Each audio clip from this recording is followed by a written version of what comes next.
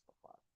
Because if you maybe after graduation you focus on this halal industries, I do sure that will be one of the among unique or maybe rare players in the industry. Because right now everyone need halal. Even though if you see to Thailand, Pawas, you see in other non-Islamic countries, they are very more concerned than us in terms of the halal industries. So if there is no any halal certificate or halal stamps, maybe nobody wants to enter the industry or enter the maybe in the context of food. No one would enter the restaurants. Yeah, but in Indonesia, unfortunately, even though we are biggest Muslim population in the world, but the halal certificate or effort that the halal is not much being concerned so far. So his coming and this university is a blessing for us because we can learn from his expertise. And the other positive from his attending is Dr. Zul is not just looking at the halal, but also would integrate with the issue of sustainability. So I think it is quite new, not new, but the challenging issue right now. How we as economics should not only just understand about supply and demands, yeah, so market mechanism, yeah, so the macro and microeconomics, but how this kind of sciences could be linked to the future, yeah, how the future will be shaped by today activities. So that's all only be maybe discussed with us today, and I wish that you can explore in the next 2 hours with him. And please asking many questions, not asking, but ask his advice. As young generation, what can be contributed? Yeah, as you in terms of the knowledge, in terms of the practices, in terms of maybe experiences. Yeah, so that it can be your future career. Yeah, and for information, Dr. Zul, this discussion was is attending by some international students as well. So we have students from Gambia, from Tajikistan, from Malaysia, yeah, also coming also from other universities, other nationalities. So hopefully this kind of discussion will be enlightening not only you, but also maybe your society when you have been graduated from this university. So for that, in the behalf of economics department, I would like to welcome again my teacher, my lecturer, my inspiration, Dr. Zul Lasri Abdul Azad from International Islamic University Malaysia. And this discussion will be more fruitful and interesting by inviting Dr. Yuli Utami, also another our lecturer that focusing on Islamic finance, will be the moderator of this session. So for that, I pass to Dr. Yuli for the next 2 hours to guiding these discussions. Thank you. Assalamualaikum warahmatullahi wabarakatuh. Thank you, Dr. Okay, should I use it?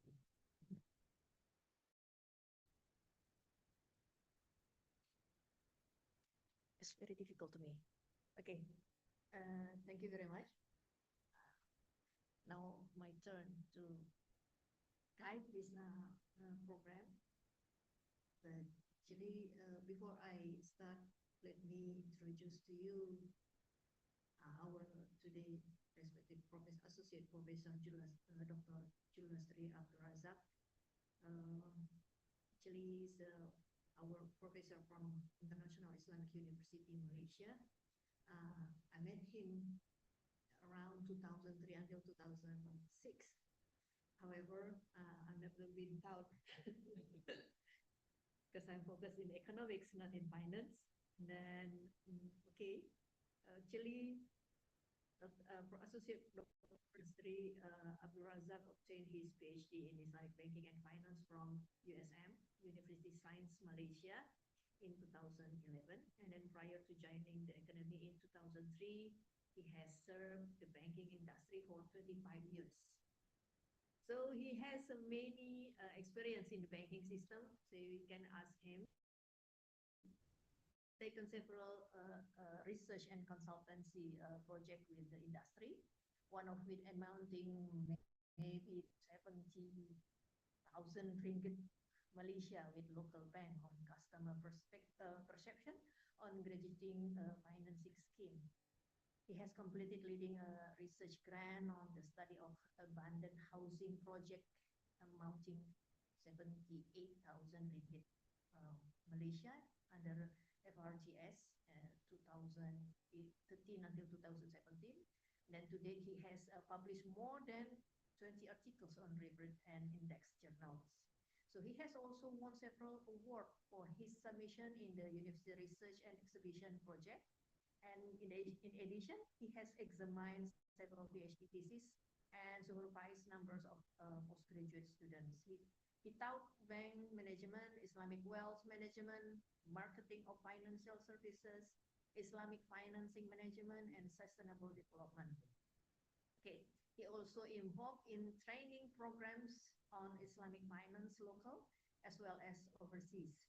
So Dr. Julastri is currently research fellow at the Institute of Halal Research and Training in Hart in IIUM after serving the Kuliah of Economic and Management Sciences. So we met in Kuliah of Economic and Management Sciences previously. And then for 20 years since 2003 until 2023 in various positions such as Senior Academic Fellow, Head of Department of Finance, and Head of Internationalization. So without overdue, without further ado, let's begin our session and dive deeper into this fascinating topic, maybe, Doctor. And then maybe, because why I have to introduce to you our discussion today, maybe, we gathered to explore the topic of increasing significant in both the Islamic and also global marketplace, maybe, because some of the students concerned on this topic too. And then they have here, even though we are in an undergraduate, doctor, we have to write thesis too. In Indonesia, we have to write thesis. That's very difficult. However, now we offer publishing paper instead of writing thesis. So that is why maybe they can graduate early rather than waiting after 4 or 5 years. Okay. So this topic would be the sustainability of the halal supply chain and for food and beverage. And this discussion will delve into how Islamic principle now being integrated with modern sustainability practice and ensuring that halal food and beverage are not only permissible by religious standards, but also meet environmental, social, and also economic sustainability. So now the halal industry, halal economy now become larger and larger. So we will touch upon the key aspect of such as halal integrity and traceability, ensuring the proper handling of halal product from sourcing to delivery, and how this practice promote ethical sourcing and transparency maybe. And additionally, we'll explore the environmental impact, including eco-friendly practices and also sustainable sourcing, as well as the social responsibility of halal certification, which encompasses fair labor condition and community welfare through concept of zakat and wakaf. So we can combining all those things. Moreover, we will discuss the economic sustainability, highlighting the importance of the efficient resource use and market growth in the halal industry. That this is what we put in our curriculum for next semester, inshallah. Yeah, this is halal economy. Okay. Lastly, the consumer awareness on the rise. We will see how the halal supply chain is evolving to address concern like animal welfare maybe, and then also ethical consumption. That's all. So the times is Many hours? 2 hours. many hours. They'll finish the slide. Yes. What type?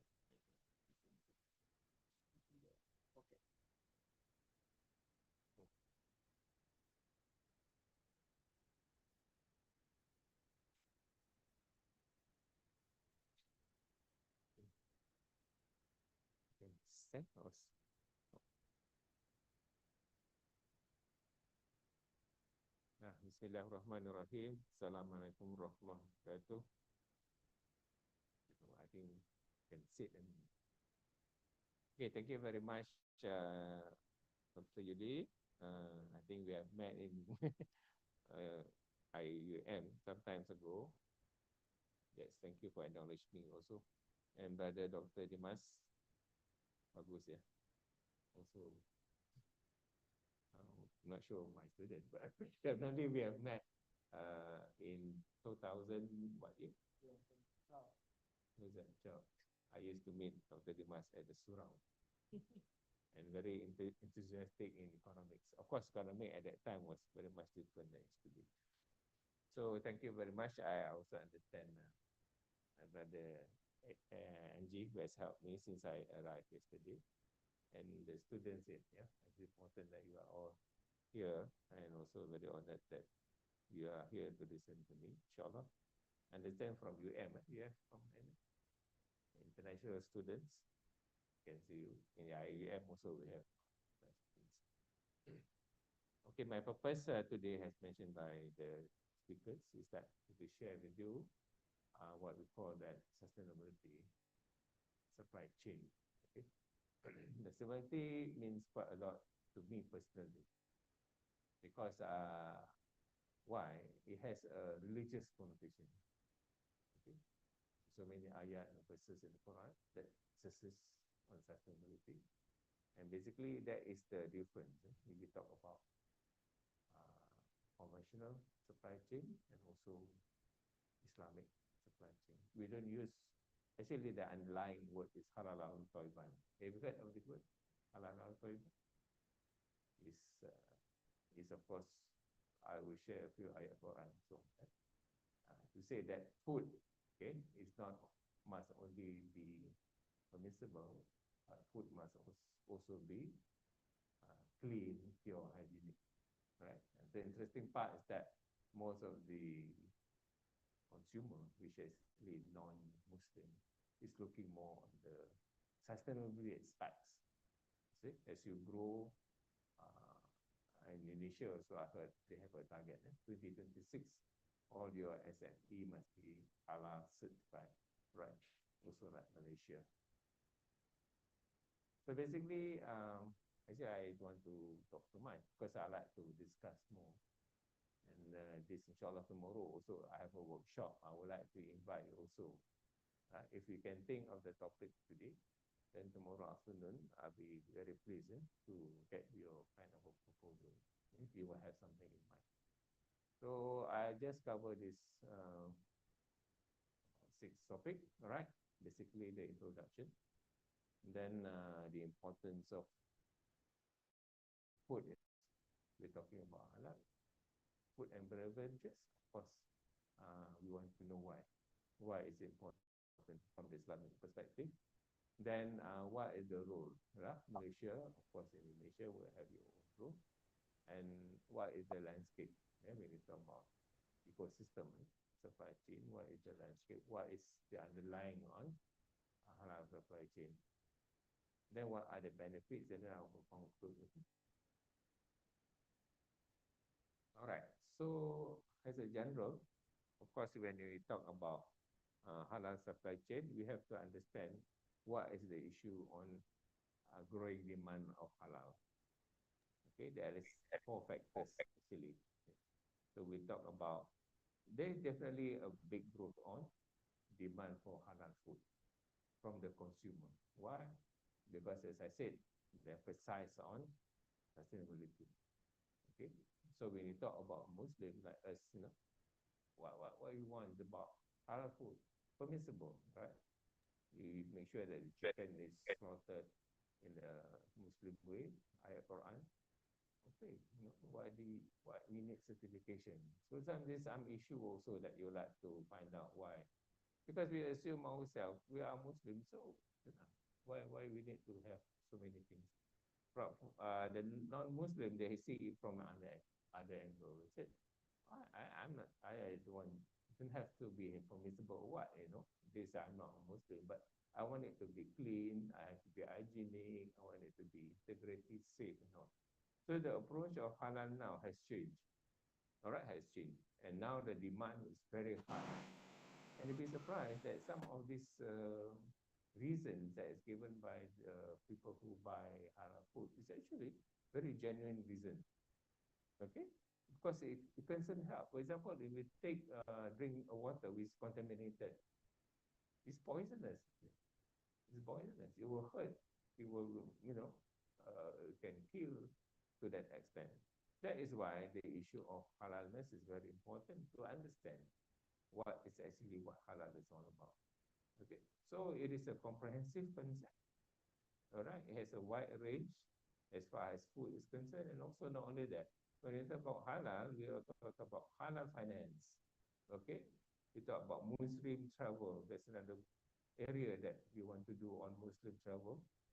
Halal, cosmetics, so on and so forth. So the ecosystem is very big. And what are the things that we have to ensure? At this point, I just to say that you must have integrity.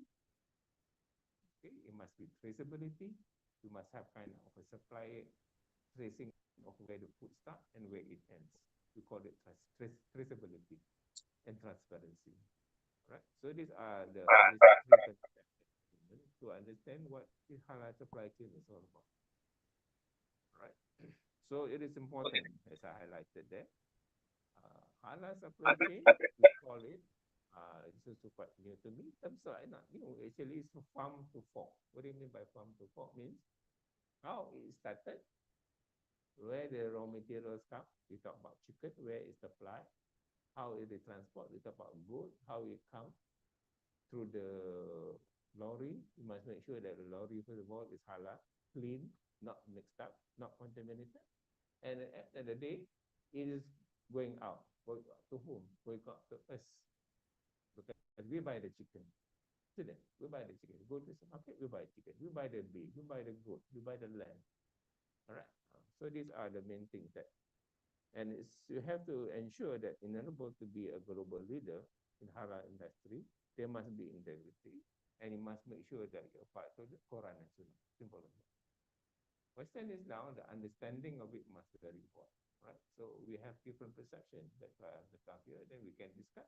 We get a clear conception. Then we can do the research. All right. So as you can see in out there, you see in the chart there, Malaysia is currently leading, right? Leading in what? Islamic finance, halal food, right? And also in the Muslim-friendly, what we call simply means halal tourism. Also, sort of number 2, right? In this call that pharmaceutical, so on and so forth. And then Indonesia is also equally very strong in this. And also now Saudi Arabia, this has set up its own halal center, and everybody is all up into this halal business. Why? Okay, why? That is the reason that we want to do. So to me, there's only about 4 reasons. All right, we can have and discuss more. Right? It is stated in the halal Quran and Hadith. So many ayat that says, you will be surprised. And it's very interesting to me, as I realized when you read Al-Baqarah and all this surah, the first early acknowledgement, even Al-Ma'idah, preliminary surah that discusses on food. See how beautiful the Quran is. It reminds us about food, how should cater about food. All right, very, very clear. So the Quran and Hadith has remind us about this. So I will share the ayat later. All right. And number 2 is mentioned in the Maqasid Sharia. Maqasid Sharia is called the Quran. It is actually the law that states, as you are aware, there are 5 essentials of Maqasid Sharia. Number 1 is the religious aspects. So when you talk religious aspect, definitely it will cover the Quran and Sunnah, isn't it? And the life. Is life directly linked to food? Do you think so? Isn't it? Right. The essential of food is life. So this morning we take breakfast. We take drink, coffee, tea. After this, shortly maybe have lunch, and night we have dinner. So the essential part of halal is actually life, survival. So the emphasis is on life. Intellect, yes, of course. There are many argument, improvement of what halal is all about. As mentioned by Dr. Bagus and Dr. Idris now, we are always here to prove, to understand, and to make things better. We're not talking about IT yet. We're not talking about AI yet. Correct? How does these two have impact on the halal food? This is another research area you want to do. But you can think about this proposal. Then tomorrow afternoon we can discuss more. Posterity. What do you understand about posterity, brother and sister? Understand what? Have you heard the word posterity? Are you aware what maqasid syariah not translate? Yes, isn't it? What is another word of prosperity? Let's have some discussion here. There are many words on posterity. Yes, brother, you want to write? Right? It's maqasid syariah. Have you all take this basic on religious? They took any course? Never mind, just try. Wrong, right? What do you understand prosperity? So give me another name for prosperity. What is it? Anybody?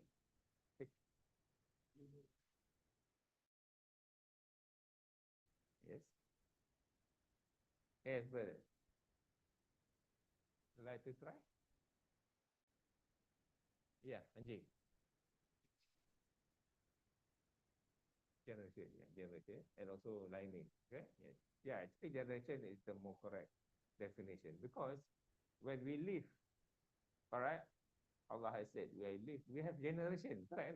We have generation, right? We have, you have you call that children, you have what you call that son.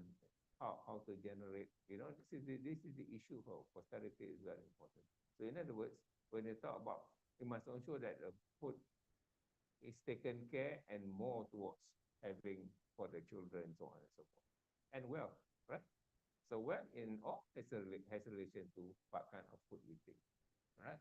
B40, what type of food? B40 in Malaysia, we call it, low income food. And there is a hadith that say in the Prophet's time, during his time, nobody don't have any food. Everybody has a lot of food. But why now, we have problem with people not having food. That part of it you can also look from the aspect of halalness. Okay? And number 3, it comply with the concept of halal toiban. Right, I mentioned halal toiban is ethical. You want to say it too difficult from Ada kok suaranya. Jelas. Emas Wapi di grup MA. Ada kok suaranya sih. Right, means the preparation. Food can be halal. Oh, ada. But if contaminated, then it becomes not halal anymore. Isn't it? This is where the process. Ada tapi kecil. Rizky. The preparation of the food must be pure, safe, and nutritious. Ada tapi kecil. I think I'll put it here. I told Dr. Bagus to give it you. And the last one is the conventional concept of survival, human being. I'm sure you've heard about this Maslow.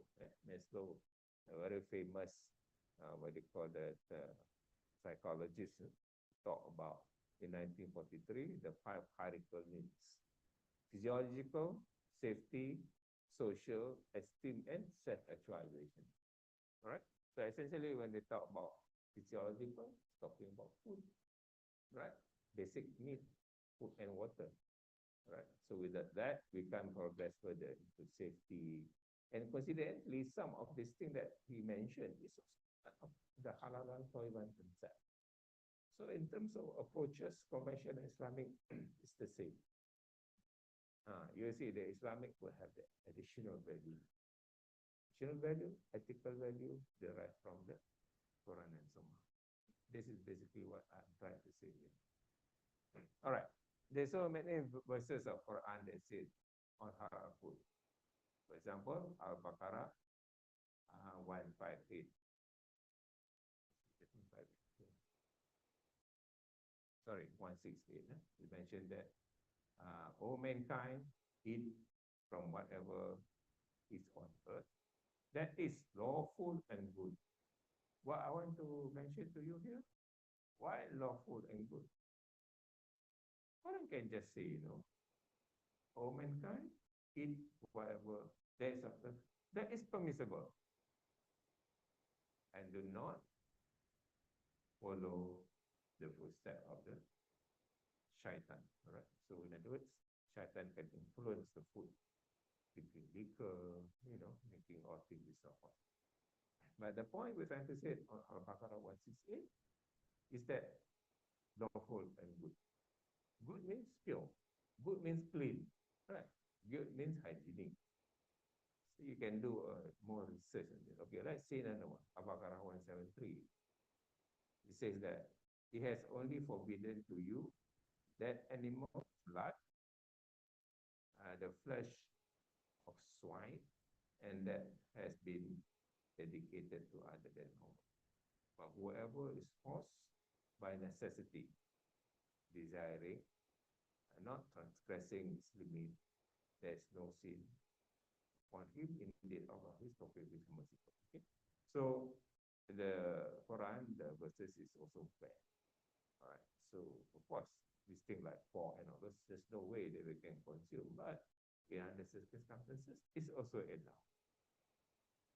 And now, okay, we want to prove to say actually what is halal and tayyibat. He says that then eat of what Allah has provided for you, of which lawful and good.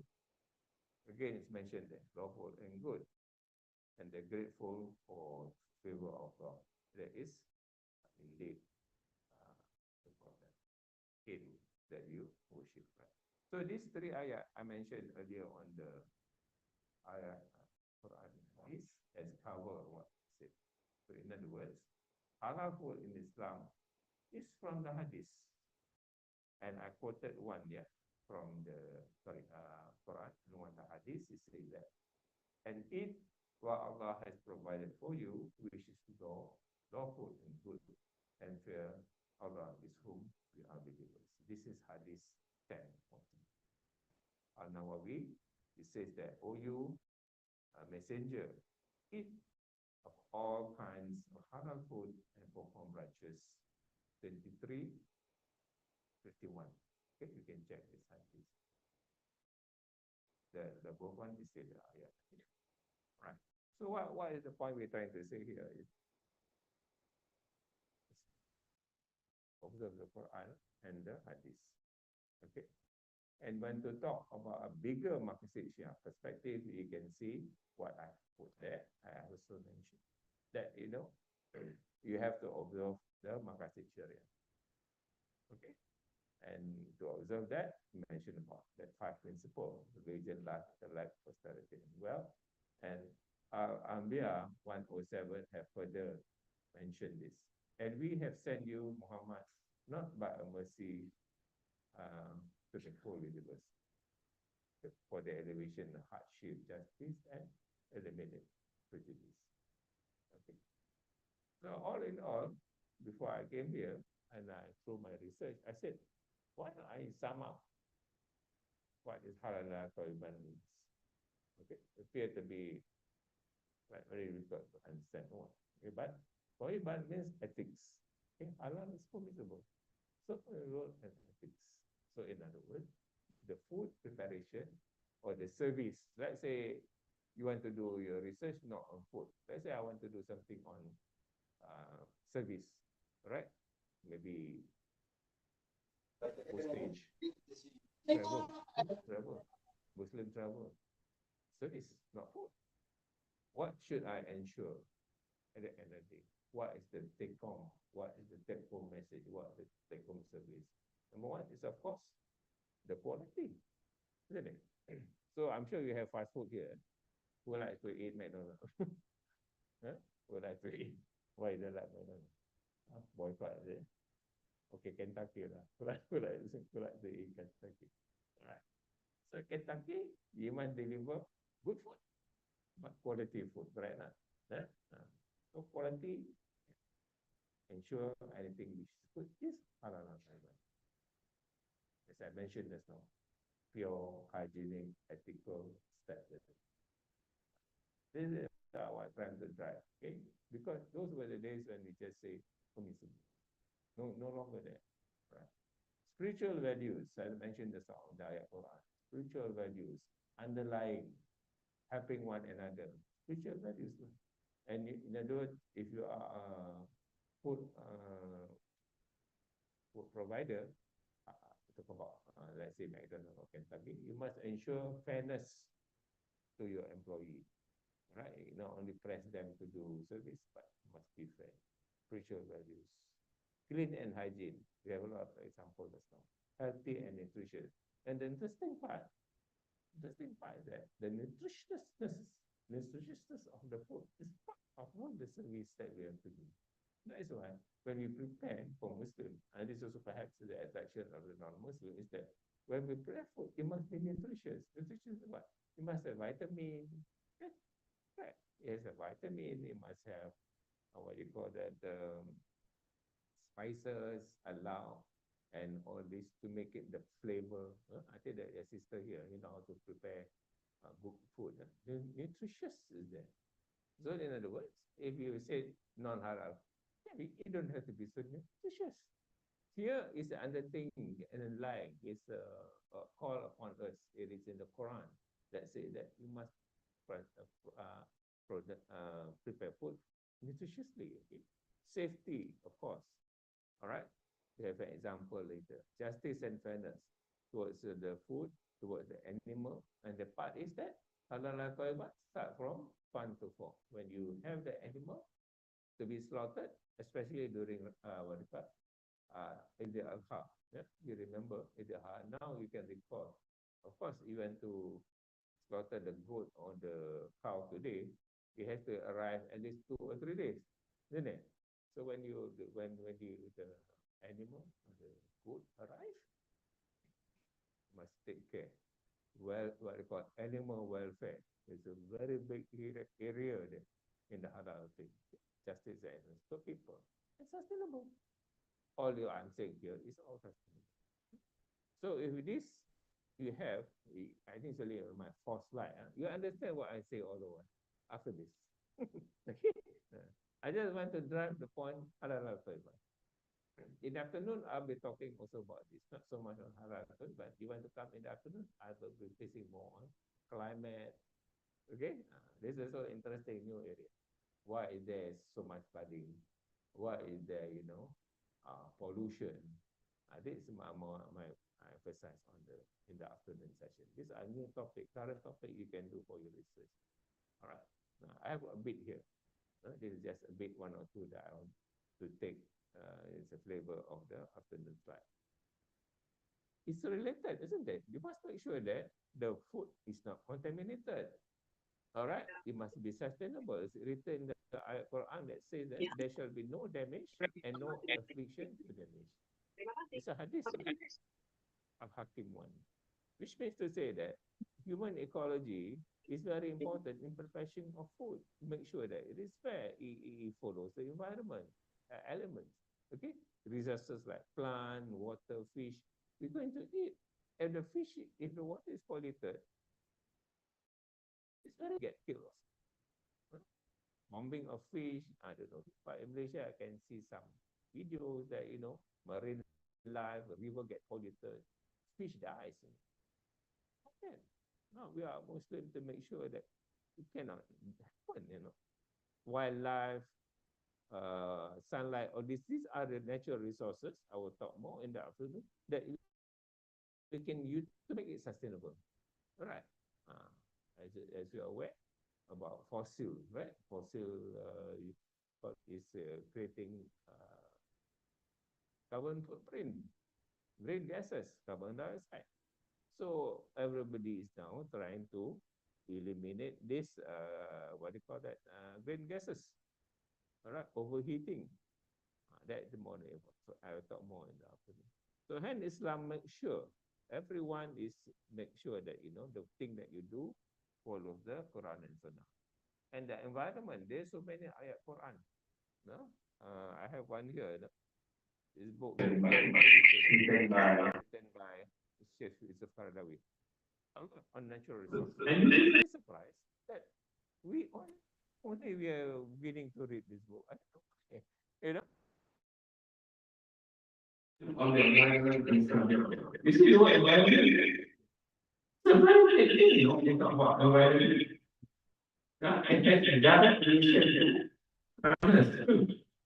is why? Because That's I said now about the water, the river, people can feel you throw rubbish inside there, we get affected. So the issue of environment becomes a very critical point in understanding what halal is about. it's okay.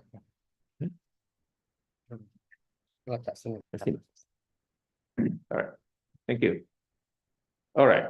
So this one I just give on a summary. Of course, it's Malaysia, even Indonesia for that matter. So all this, and Malaysia and Indonesia have signed what they call the climate change agreement, right? They must make sure that the temperature cannot increase more than 1.5 to 2 degrees centigrade. It's a Paris agreement, right? What is the promise? The promise is 2030. What year is it now? 2024. Yeah. 6 years. We have to comply to what we have said in the Paris agreement. So to what extent have we complied? Right? So Malaysia has a global hub. We are in this. Indonesia also. I read also Indonesian what you call the master plan for halal certification, halal industry, so on and so forth. So we as scholars must come into it, understand it, implement it. By what? Innovation, knowing of IT, using of blockchain, using of IoT. We call it Islamic of things. I just read it yesterday. Using drone. These are the things. Right. So the only way to do this is like innovativeness, and how to get innovativeness. Of course, we have to learn, come out with the new things, right? And of course, this is all economic contribution. Okay, since the topic on halal chain, of course, I have to sort of give you a general overview what halal is all about.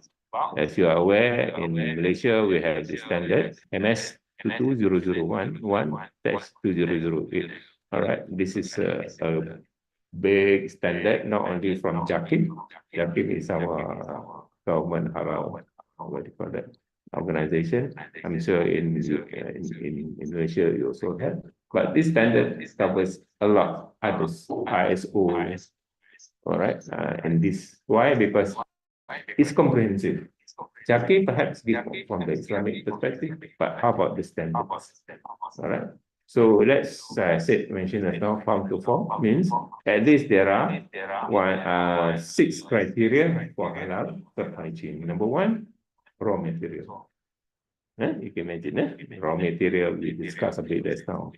The food must be halal, you must make sure that the lorry come is not contaminated, the animals' welfare is taken off. I have a bit more on that, of course. And then it comes to the factory. All right? The processing starts. All right? The slaughtering has begun. We go to production, the production line. Just imagine, let's say, simple. Chicken, chicken, supply chain, Kentucky Fried Chicken. Just imagine how many of the chicken they slaughter. What is the production process? What is the assembly line? And so far, this is concerned now. Then finish packaging. Right? How do you package it? How to ensure not contamination? Not only that, it has to be attractive as well. If the package is not attractive, I think this is attractive. Maybe if more color, more attractive. All right. So this is a competition. You don't have an attractive package, people won't buy. Okay, package. And then warehouse All right. Once the chicken been slaughtered, you have to store. And we store in the warehouse, a logistic issue. All right. It is contaminated or not. How you supply, how do you separate it? All right. Logistic. Then transport it. Bring the slaughtered chicken, slaughtered kambing, slaughtered everything out. Again, we face this logistic issue. All right. How about the lorry? Is it contaminated or not? How to preserve it? You must have a freezer there. At least minus 18 centigrade. Make sure that the food is not stale. Then it goes out the customer. So I also have some kind of a detail about explain later. But when you talk about halal supply chain, we must not run from this what we call HAS. Okay, but it's called halal assurance system. Halal assurance system is part.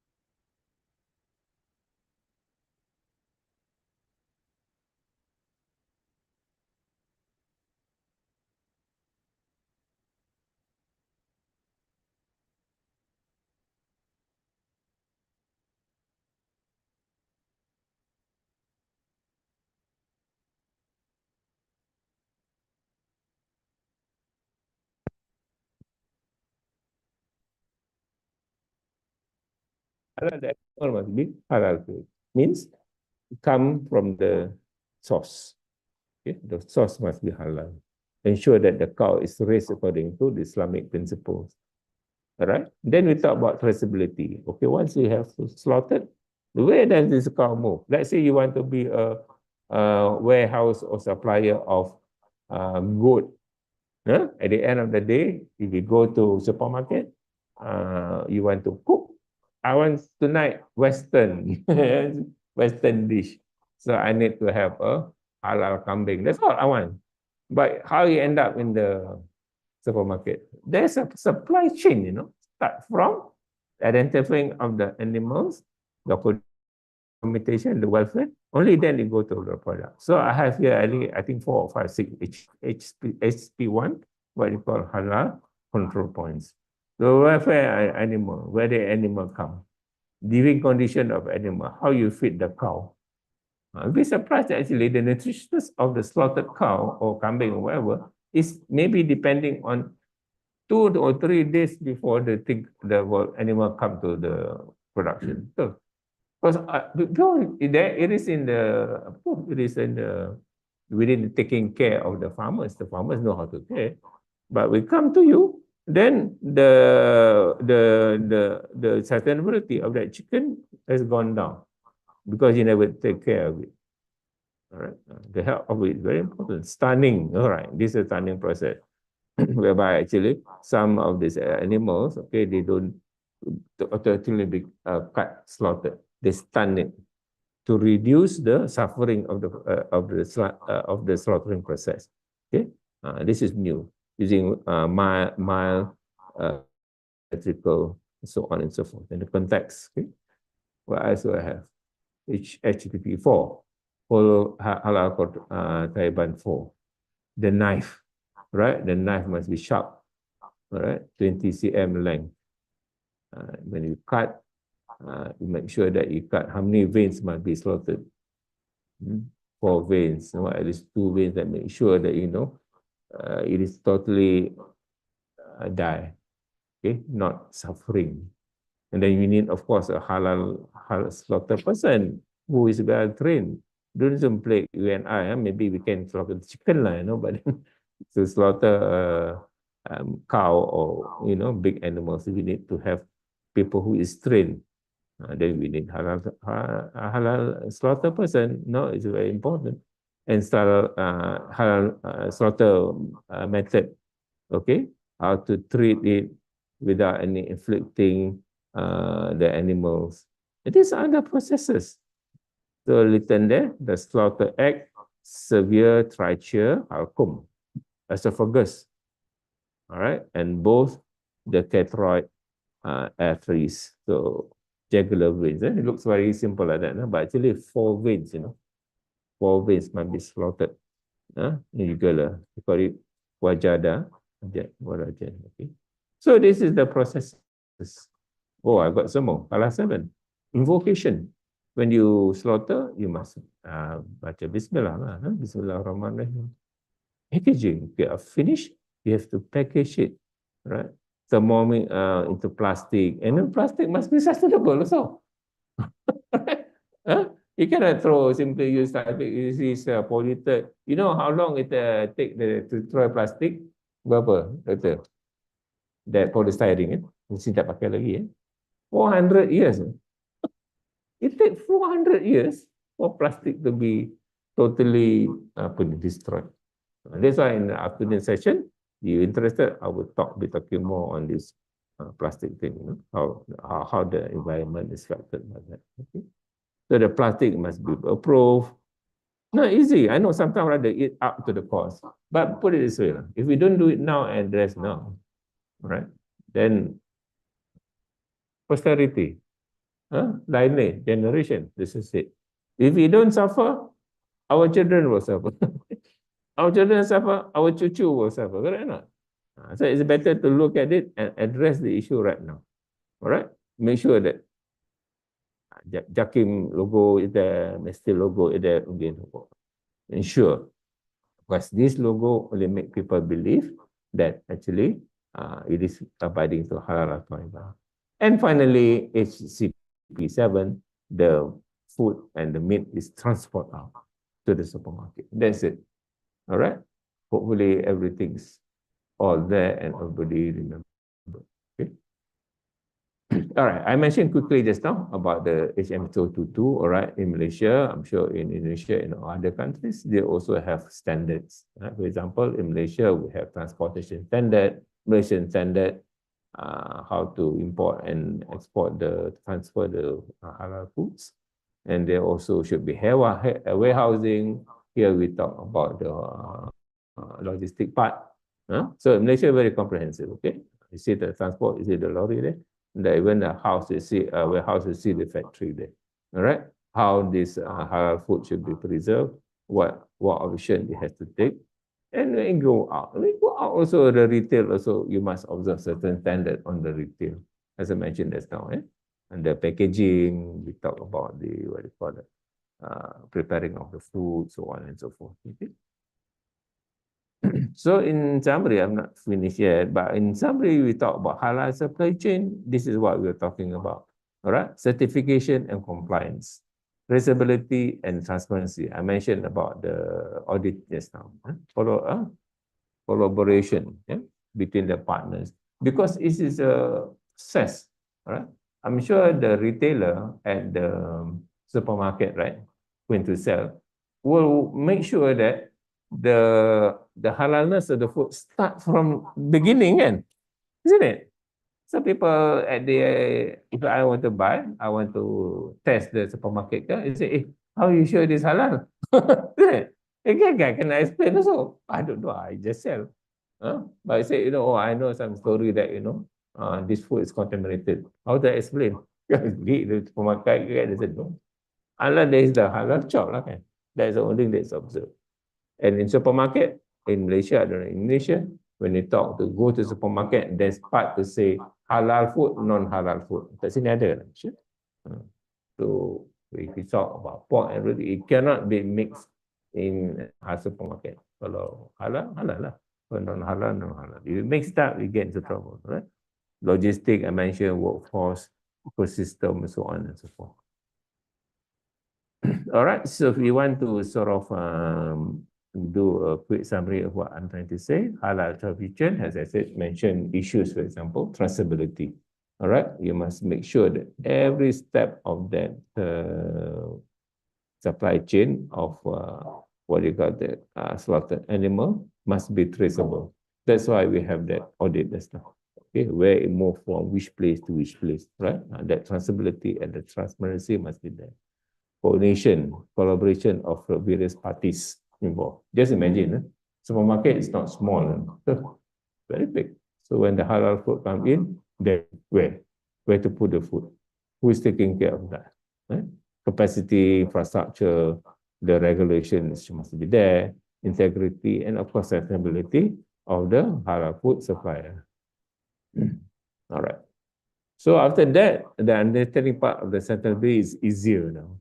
Okay, although I may have also have this in this afternoon to say that, you know, what sustainability really means is that it must consist of measurable values. For example, living within the limits of the earth. So the test in Al-Khalifah, Allah has mentioned that I appoint you as a Khalifah, Al-Baqarah 30, to make sure that you take care of the environment. Do not corrupt. Okay, so this is the first thing that we have to remember. Understanding of the ESG, okay, environment, society, and what you call that ESG, governance. Okay, the G sometimes replace economic and environment. Okay, maintaining fair distribution, and to me, as I mentioned, and many also, there's one also incident. Maybe we'll talk that in the afternoon. That the first time the economic system has been totally out of balance. Why? Because man has exploited the environment too much that, you know, has spoiled the ecosystem.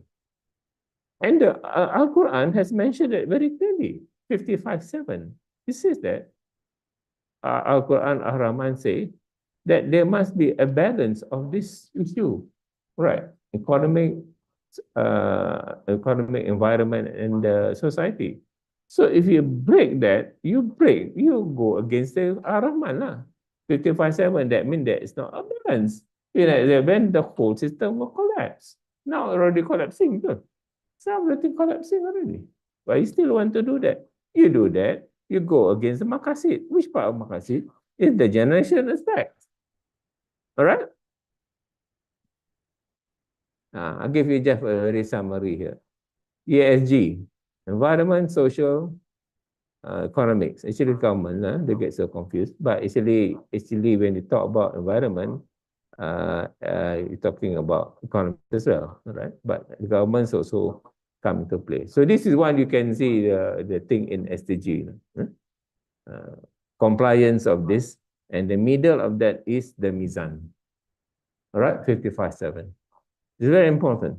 All right, so you go against that, finish. You know, we will collapse. If we don't collapse, the children will collapse. With the children will collapse, the grandchildren will collapse.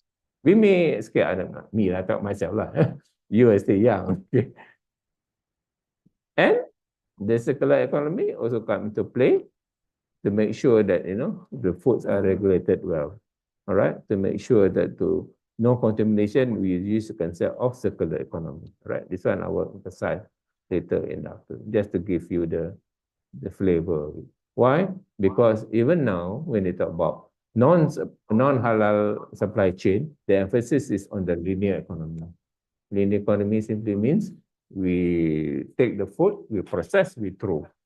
Okay, how many wastage do we have? And go against another ayat Quran, that we should not exploit and throw things unnecessarily. That is why now the debate among us economics, so that, you know, circular economy is very important, that, you know, we must not take, make, and dispose.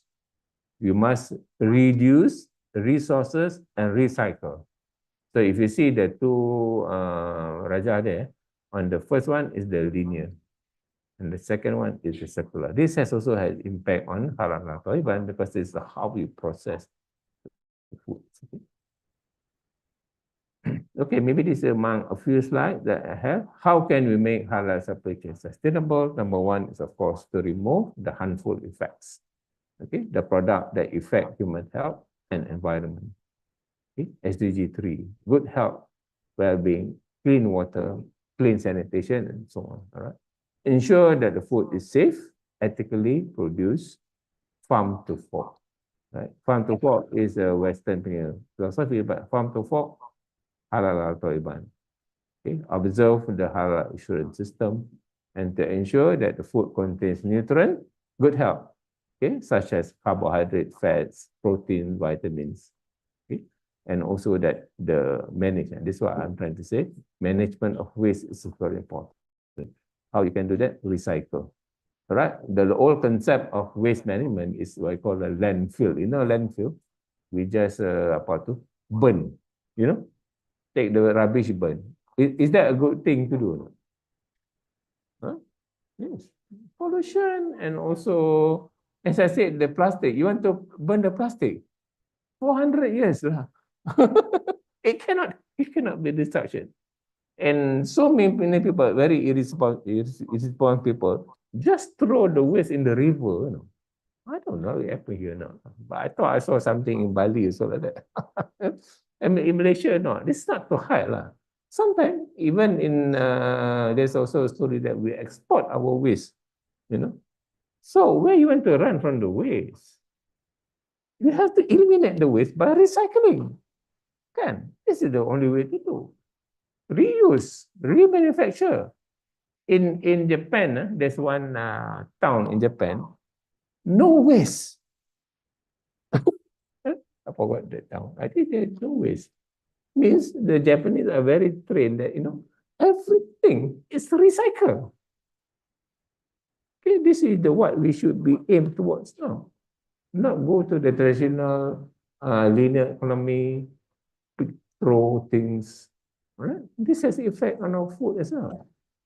And what are the benefits of sustainable supply chain? Number one, of course, traceable, transparent, and you have an confidence. So when people ask you, hey, the goat, halal, of course, we trace it, the transparency to it. Is it fair and justice? Yes, fair and justice. The environment we follow. In other words, if your processes follow the environmental needs, then it is halal. Balanced environment, taking care of society, and it harmonizes the need of the stakeholders. In other words, supplier, manufacturer, regulator are satisfied. Not only the old concept whereby we talk only about the what do you call it, the company only making extra profit too much, but don't take care also of the stakeholders. So as a conclusion, yeah, much less. As a conclusion, we can say like this: halal food and beverage is no longer limited to permissibility. Even now, you know, we have planned with Maybank, maybe not this year, next year, we're going to launch halal awareness. Right? Halal awareness is very important. Don't assume, okay, if you are Muslim, you know, we know ayat Quran, everything, slaughter the chicken a bit, then it is sustainable. No, definitely not. All right? Why? Because the global market has proven that the non-Muslim is supporting halal food, not because it is permissible. It has to be ethical, right? Has standard integrity, and the supply chain must begin from the requirement of the raw materials until the product or services to be delivered to the customer. All right? This is one word. But basically, that is what halal Taliban is all about. Okay? So if you use the word halal Taliban, basically, this is what I'm saying. But if I use the third halal Taliban first, then you ask me, what does it mean? Isn't it? So I hope, in a way, I don't know how, we 1 hour. So I thought I have shared with you my views of what halal atau riba supply chain is all about. Okay? We end there. Assalamualaikum warahmatullahi wabarakatuh.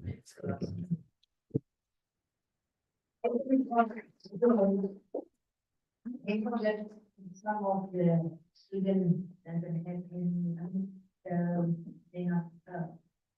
they have some questions that maybe we discuss with you. However, maybe we have to recall again that the halal and riba are divided into two: halal ghairihi and halal bizatihi. So what is halal ghairihi and halal bizatihi?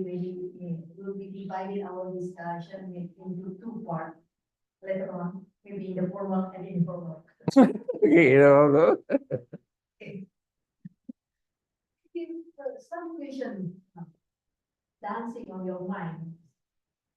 Should we reuse? Should we recycle? Do they prolong actually the age of the rubbish itself? One question. Maybe another question. F&B is part of halal tourism component that we should evaluate. Now, you visit Indonesia, you throw the rubbish in Indonesia. Should you bring back to Malaysia?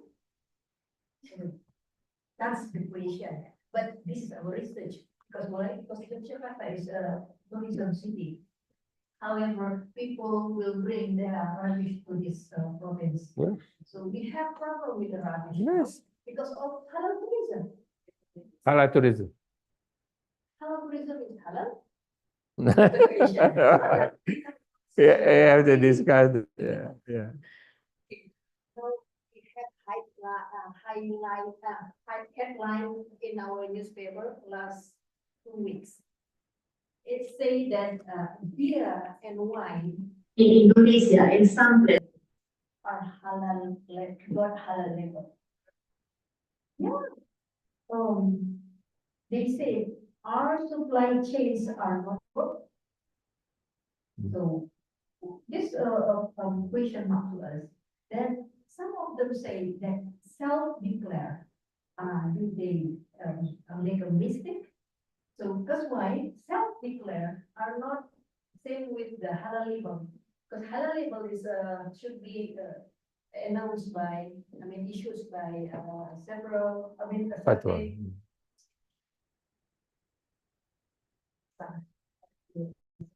Yes.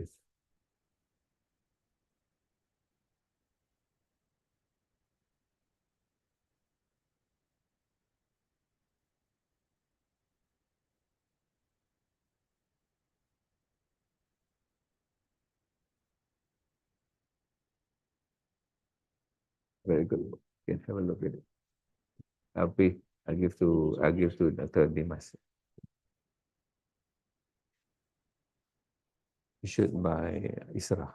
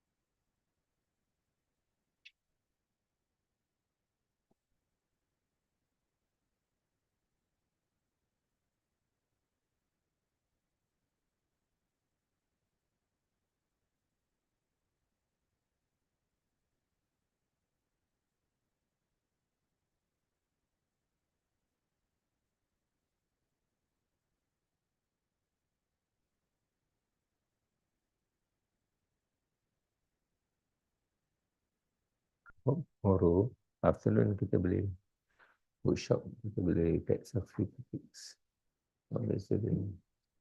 And there's something we can get. And there's some topic or some other topic on how to discuss because problem statement. That's what I want to do. Some not to lecture.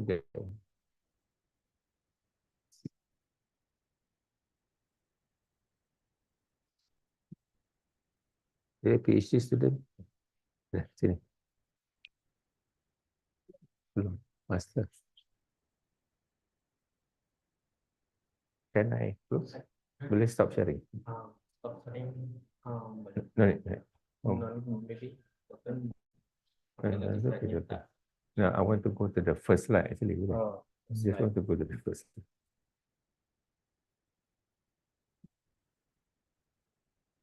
Okay. YouTube dia dah tutup. YouTube ada. Sorry. Yeah, leave it there.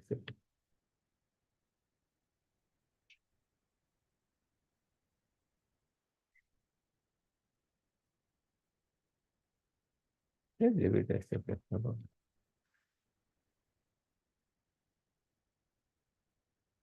Okay.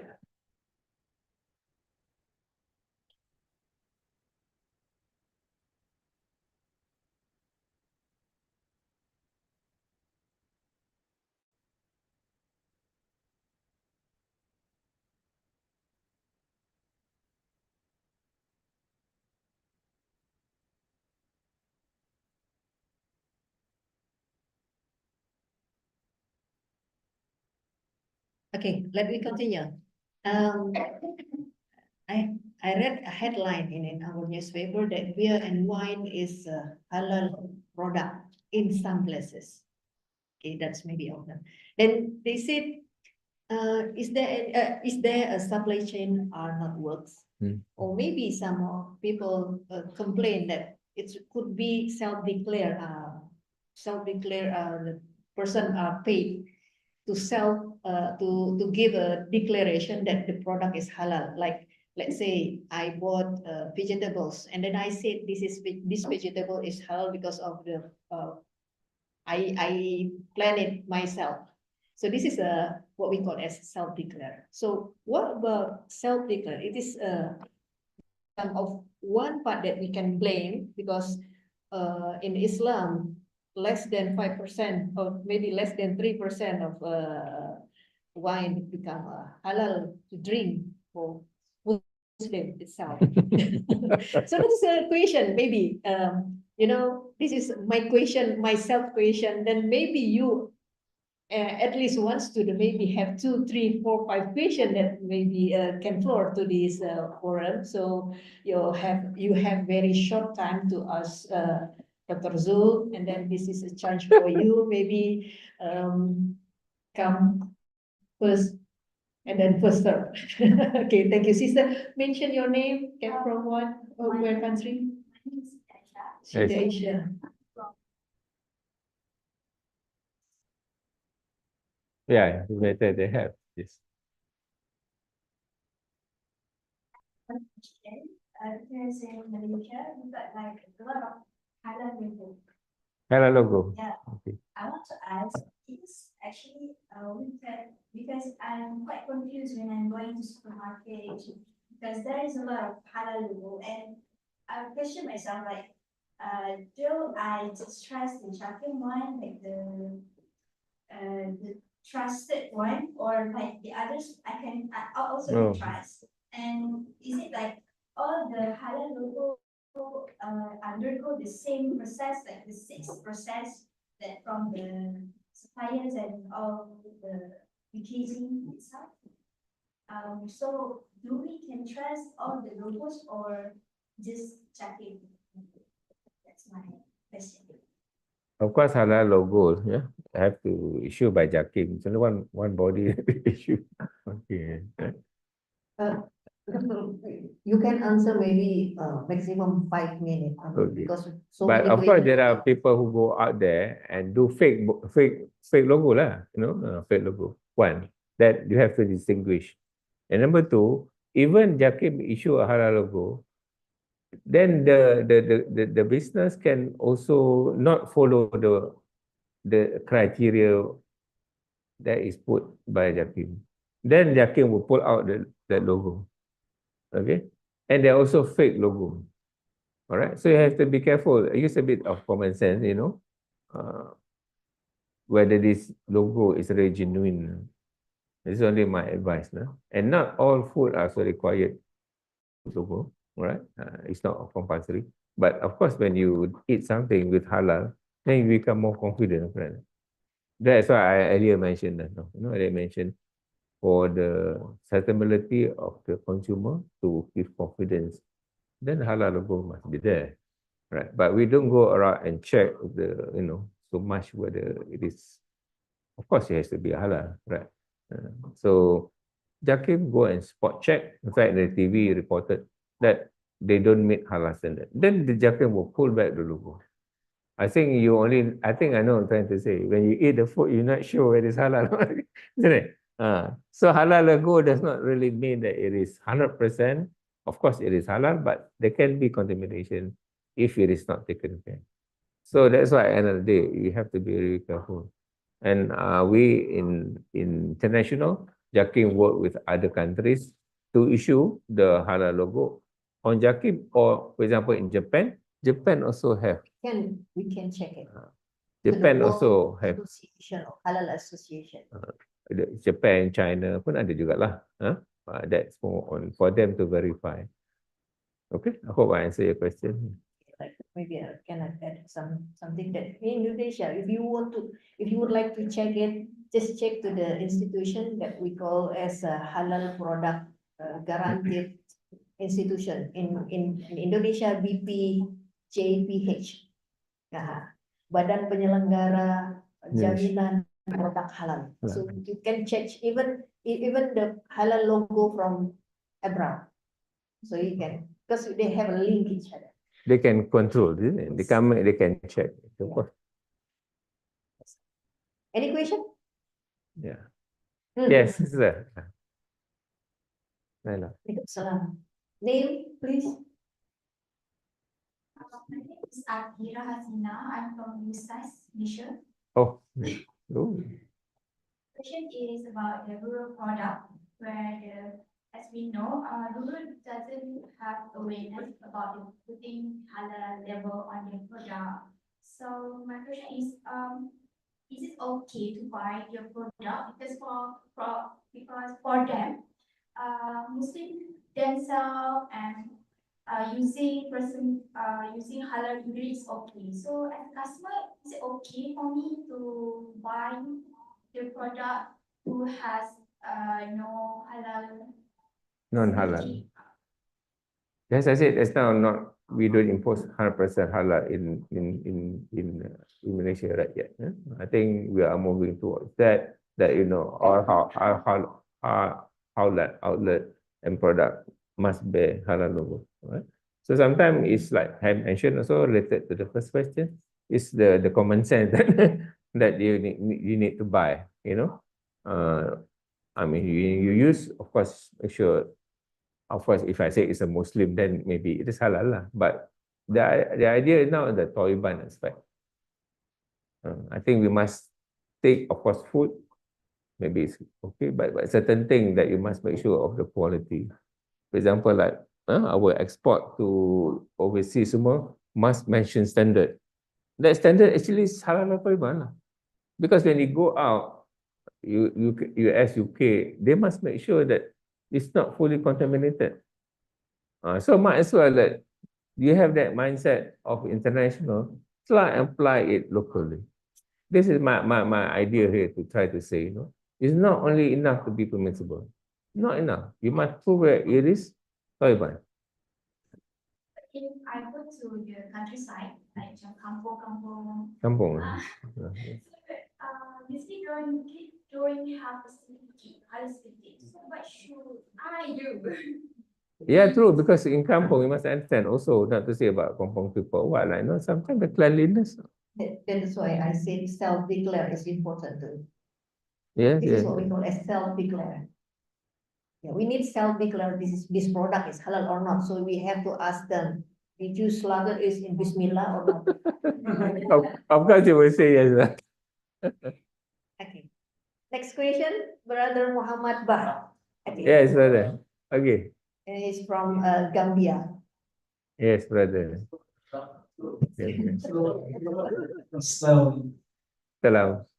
my name is Monica and you talked about story in your presentation. Understanding, yeah. Yes, story. Story is a process that renders the animal unconscious. Yeah, So, mild. you said story is a process that renders the animal unconscious. Mhm. So that so as to abide with the welfare of the animals to post restraint to the animal. Yes. Has any efforts been made to find out if animals taken through the process of story are alive after the process? If efforts have been taken where the animals are found to have died, are they halal consumption? You mean the process of stoning? Yeah, you know the process of stoning renders the animal unconscious. So if animals are taken through the process of stoning, has any efforts been made to find out if the animals are alive after the process? Of course, before the stoning, the meat has to be halal first lah. the meat, the chicken and all. So your question? But has efforts been made to find out if the animal is taken through the process of stoning Okay. I alive, think when they are alive all right, after right, the fine. process? Yeah, of course. Please be careful, eh? Stoning is an act of just making the chicken or the goat mild, okay? But still alive, you know. I'm asking this question because it happened in Australia where I watched a documentary. And in that documentary, when the chickens were taken through the process of gas stoning, most of the chickens died. And this was something that the company never knew about. So one of the employees who works in the company took out these chickens to carry out the experiment to see if whether these animals that goes through the process of stoning are alive after the process. He found out that most of the chickens dies after the process. So these were the same animals. These were the same animals that would have been stolen and sold in the market and be considered as halal. Yes, of course. Tuning in Indonesia, we have a certificate halal because tuning is before that. The way how to stun, they have a regulation from our country. They have, of course, certain standard, brother, to make sure that you know the amount of electricity that goes in, As long as so on and so forth.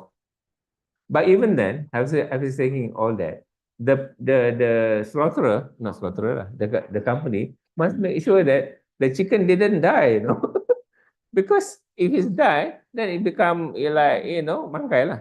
How can you eat something which is dead? Cannot, totally haram already. You cannot eat that things. So the process of stoning must make sure that it's only mild, the chicken is still alive. Then only the slaughtering process begins. But the companies take their time. The companies take their time because normally when they're storing, let's say they store a lot of animals in a day, they take their time to see to it all these animals that they are stored are still alive, even though they are unconscious. You can be unconscious while you are alive. So they take their time to find out if the animals unconscious are still alive or they have already died. That's what I want to know. Yes. Yeah. It just, the time is determined by the regulation. We're not gone through the stoning process yet, but I'm sure there might be certain standard to make sure that the chicken will not die before the slaughtering process begins. That was not the case in Australia. Most of those chickens that went through the process died. What about? I said that was not the situation in Australia because most of the chickens that went through the process died. And they never confirmed. Oh. Yeah, and they never confirmed where the chickens were dead or alive. So the employee have to make sure. And according to the employee, he said after he confirmed and found out that most chickens that goes through the process of stoning dies, that was the case of the chicken. Maybe the special case. Then that company, the manufacturer cannot follow the halal. No, That's not halal. That's not abide to the whole rule. I know it's quite a difficult thing to do lah. Maybe out of let's say 100 chicken that you just slaughter, let's say maybe one die. You do not know. But the process of this is where the quality check lah. Come, I told you about the traceability. Your research there. That's very interesting topic. Then become your research later on. Yeah, how to check it? And then this is confirmed to the Islam or not? See? Are you talking That's a from your perfect- experience in your country or what? Yes, I'm just looking from a documentary that I watch. And the documentary. You watch in Yeah. YouTube. Yes, Oh, that is why I'm That's asking. a case. That's a case, maybe. I don't know. No, the QC, quality control. Remember, it talk Yeah. about We have that to quality safety. control. How to handle it? We have to. That's the first thing that I mentioned. It's not quality. Isn't it? The quality control there is must be very strict. Because if not, you're selling chicken which is not compliant with halal requirement. One more question that has to do with certification. Okay. Most of these companies that get this certification, how, like, do they get this certification through the right means? Which one? Like, to get a certificate that the product that you are producing or the product that you're supplying to the market is halal, do you get certificate using the right means? We have the standard. You ask me or you No. just moderator? Because right now there's a lot of cross of the world. What is that getting certificates using foul means? Okay. So that's what I'm asking. Because most of these companies, maybe they get certificates using money and bribing people to get certificate. I want to confirm whether that is the case when it comes to the halal Okay. industry. My position is I'm host. I'm a moderator here. You should ask him because when you ask me, maybe later in the Okay. out of the program. Okay. I will ask you. I will answer you. But to be frank with you, there are people who that's not follow. I saw a lot of YouTubes and all this, Mhm. but there are a lot of discussion. That's why I come here to talk to you. You can do research on one specific area, whether stunning, observe, then you can do literature review, brother? Do literature review, past studies, and then you find what the problem statement. Right? This is what I want to do tomorrow, actually. Come, the thing like this. We try tomorrow go from introduction, background, problem statement, research objective. At least you are satisfied something. It may not necessarily on this topic, but the topic, that's what I want to do tomorrow. At least you get the idea. Then you do hypothesis. Hypothesis test. So what I did just now, that's very interesting to him because I said, is Islamic halal Islamic? That's a good question. Now you finish your 5 minutes. Okay? Later on we discuss. Tomorrow I'll come and talk Okay, to you. Brother Muhammad Baila Yes, from brother. Sierra Leone. Sierra Leone. Assalamualaikum. Assalamualaikum. Salam. Thank you to Prof. And thank you for the presentation. My name is Muhammad Bayojan from Sierra Leone, West Africa. And I just want to ask for a suggestion. Like in Africa, more especially in my country, the halal industry is something that we are not paying attention to. Like for example, in my country, we have 75% or more than 75% of Muslims. But the halal industry, I think there's nothing about the halal industry. Maybe if you talk about halal industry, it's just about the aspect of meat, how to slaughter animals, and the issues and this. So what will you advise? Like for me, I'm studying Islamic economics and finance. And in the future, I would like to see halal industries in my country, like finance, like food and beverages. Yeah. So what will you advise? Where should we start? Should we start with policies from the governments, or should we start from like educating the people, like making these campaigns, empowering the people for them to know what is halal industry? How should we start to introduce this halal industry to people in Sierra Leone or to our country at large? You're talking from the academic viewpoint or what? You are a master student? No. Bachelor. Bachelor. So you're talking about how to implement it in Sierra Leone. First of all, do you have a halal board in Sierra Leone? Sierra Leone. You have a Halal halal board. halal board. I don't think so. Certification board. I don't think so. Then we need to have a halal board certification. Yes. We can always approach Jakim, we have the expertise here to set certain standard, you know what I mean? Coming out with that. I told you the regulation, all this HAS and all this is very important because it's standard lah. You go to Indonesia, I think what is the integrity roughly is the same lah. Or maybe you can give him advice how to initiate. Initiate. Uh-huh. Initiate, go to the Muslim society in Sierra Leone. I'm sure there are many Muslims there, And right? show your research that we need emergency. Halal. You can bring my slide, no problem. For anything, you can consult me. Because Sierra Leone, how many Muslim percentage? Muslim? 74. 75. So I believe now the slaughtering must be done at the village level, isn't it? To observe halalness. That. We have some companies that are issuing halal certification, like from Malaysia. But they are only issuing for food and beverages and also stop slaughtering. You got consultation from Malaysia? You got consultation from Malaysia? Yeah, yeah. Halal Jakim. Jakim, is it? I don't know the name actually, Yeah. but it's companies, it's not from the companies, I think so. Okay, definitely we must fit some certification and standards lah. Otherwise, just end up and just end up what I said, just permissible but toiban. Not toiban. Okay? Thank you. Okay, any other questions? Yes, Yeah. brother. Hmm. From name, please. Yes. Okay. Yeah, Assalamualaikum warahmatullahi wabarakatuh. Salam. My name is Muhammad Nur Irfan Rizki. I am from Malaysia. I study at University Sultan Malaysia, USAS, and I'm on the Usas. USAS in Perak, Kuala Kangsar.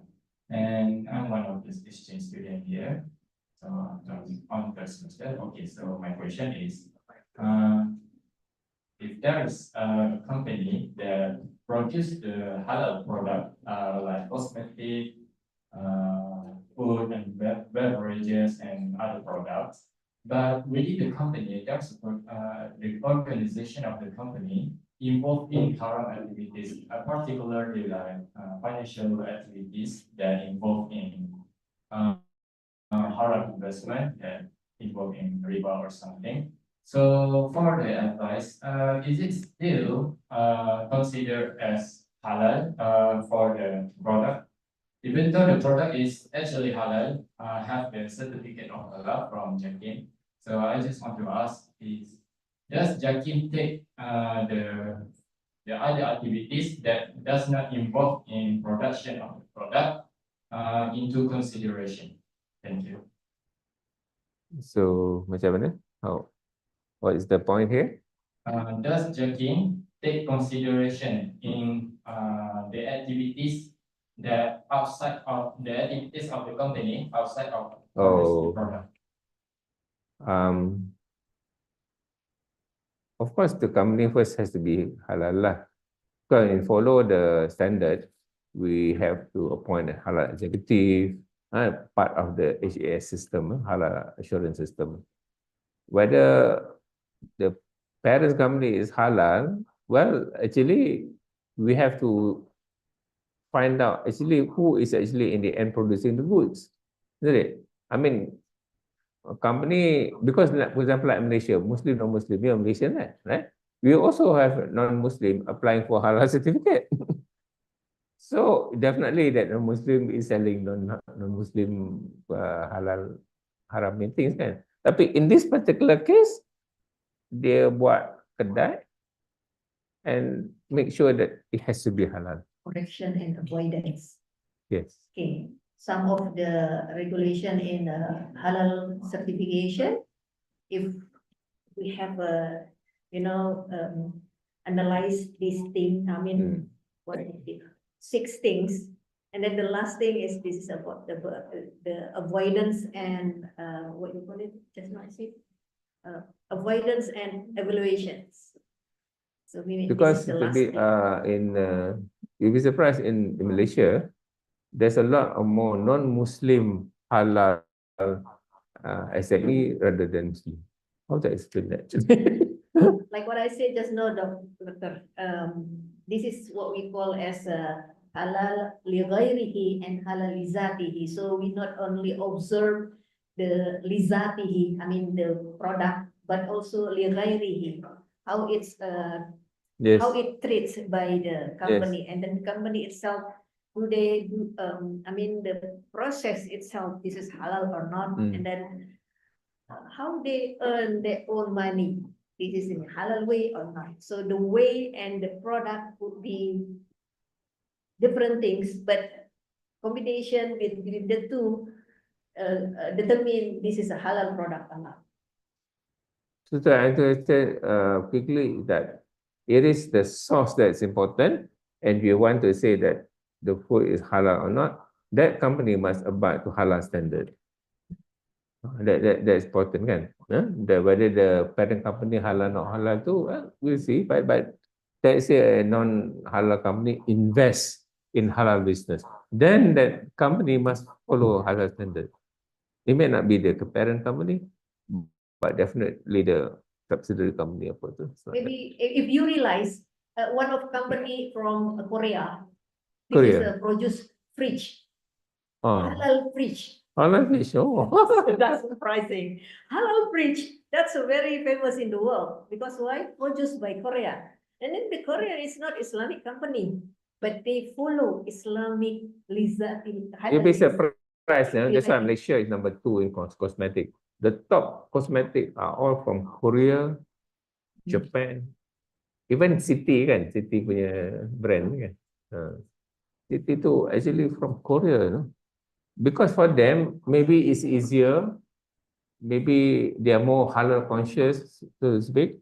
Because kita barulah nak understand. That's why I say I come here to talk about halal tu, but benda tu is very important, and yet sometimes we claim ourselves Muslim, and we're not, awareness very low.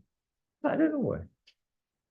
If non-Muslim realize and then eager to know about the halal product, why we are Muslims just ignore it, isn't it? Yeah, betul. We have to confirm that all we live in halal way. So Islam as the way of life. Okay, we close. Yeah, betul. That's the way thing. of life. Halal living is the way of life. So Islam is the way of life. So just practice Islam, then you safe. Okay, thank you very much. Maybe we Right. Thank you very much. Yeah. Okay, if you still have questions, maybe you can contact Prof. Zul in I'll be here in a few email. days. Yeah, tomorrow you can see me afternoon. So Yeah, until Wednesday. He is still in his Wednesday. university until Wednesday. Or maybe you can email him. Right? Zuljastri at Okay. IIUM. There? No, the last slide. The last slide.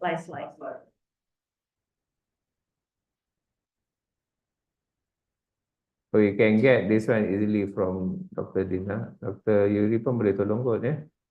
Some of them There? You want to take my handphone? So no, even you can text him. no problem. You think anything in mind disturbing you about halal, you want to go. But actually, there is wrong issue even at master level. Halal ilmu. So you can, you can ask him and then give you a sadaqah ilmu.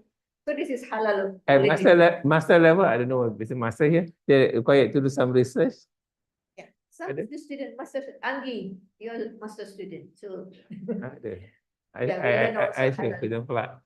Kita like to do something on cosmetic. It's worth doing it lah. You know, ilmu. Okay, thank you very much for your attention today, and then we close this with applause for Professor Jun. Thank you very around, much. inshallah, and then we will discuss tomorrow. Afternoon, we talk about the Afternoon. global effect of sustainability. I talk about climate. I talk about pollution. See from another angle. Okay, thank you very much. So most welcome to see me at 3, I think. At 3, okay. So I give the session and close the session, alhamdulillah, and give to Dr. Dimas again. Assalamualaikum warahmatullahi wabarakatuh. Assalamualaikum. Okay, dear students, we have two information. The first is we have another session on 1 p.m. 1 p.m. until 3 p.m. today. So for those who are joining the Dr. Diaz class, natural resources, she has allowed you to join the class. Yeah, on the 1 until 3 p.m. And the second one is so please fill in the attendance list here. Yeah, So article give your comment and feedback regarding with Dr. Zul's presentation. Yeah. So please Using speak this in concept. and yeah, all of you here. And with that, thank you. And before we leave this room, we take picture I greet together you. so that we Oh. can be have a memory with Dr. Zul. Yeah? Okay, Dr. Zul, thank you. Thank So you very much. assalamualaikum warahmatullahi wabarakatuh, and we have a photo picture together. Yeah, thank you. Salam. Yeah, please silakan. Jom. Group photo. Group photo. Sila. Ayo, sila. Oh, correct. Yeah. Tandas. Mau menandaskan diri. Ada ya sini? Tandas.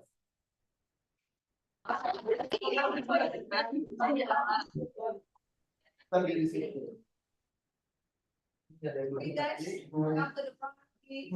The survey. Please fill in the survey, sister. Ya, bisa dulu surveinya. Sudah.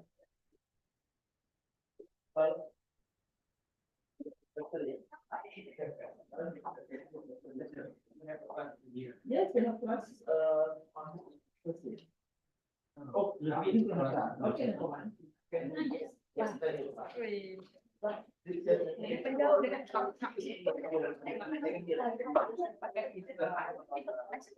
question. Your questions difficult. Yeah. I can do this. Yeah, I can do. But it's not yeah, because the figure is on there. Yeah. Not find out the figure. Let's say, Okay, what does it matter? We can ask them.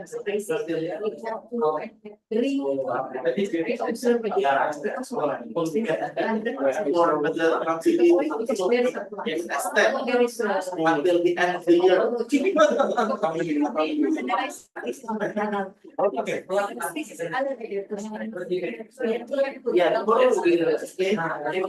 I have to be.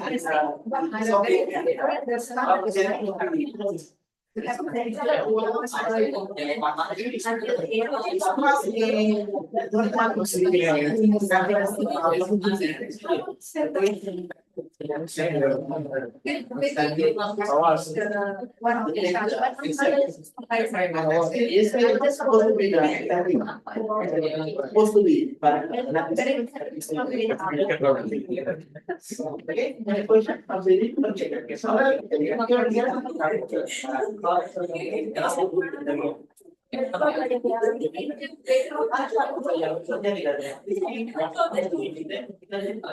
Oh, jadinya potongan.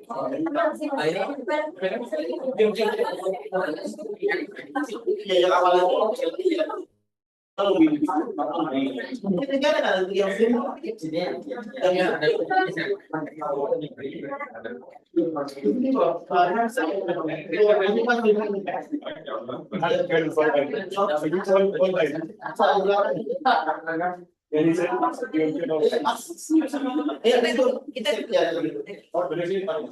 Dari yang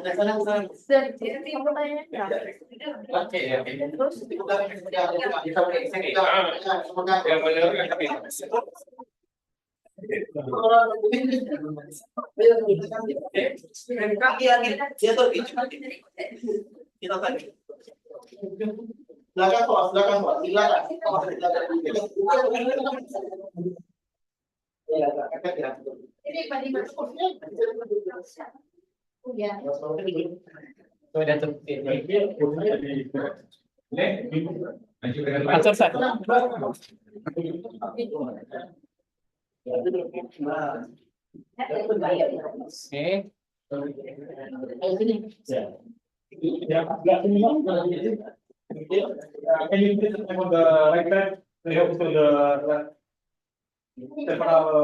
Yes, please.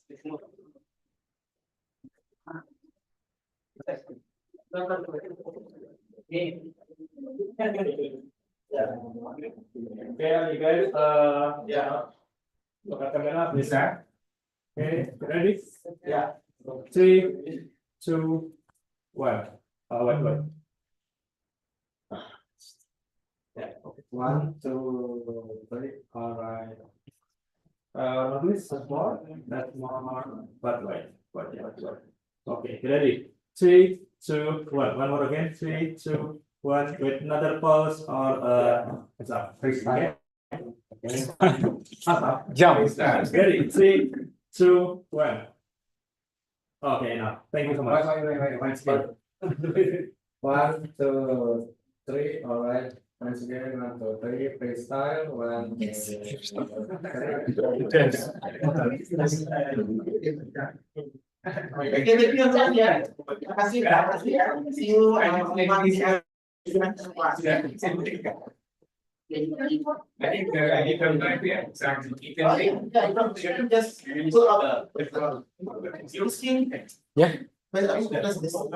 Oh, yeah.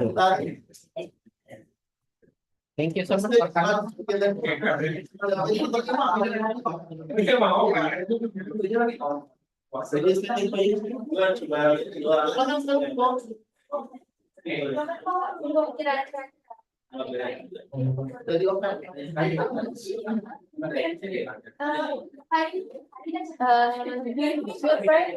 Makan first. I want to eat first. Let's go there. Let's go there. Student loan. Makan dulu. What? Why are you running? So ada pakai yang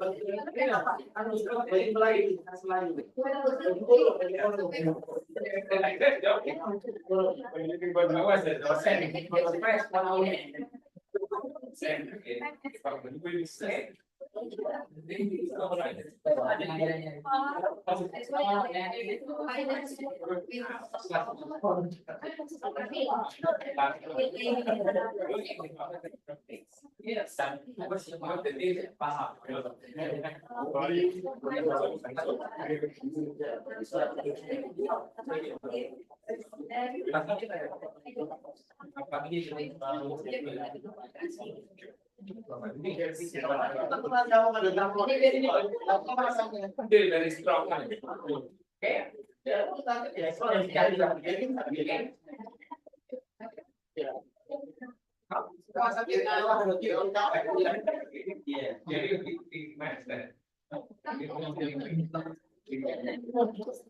all are betul.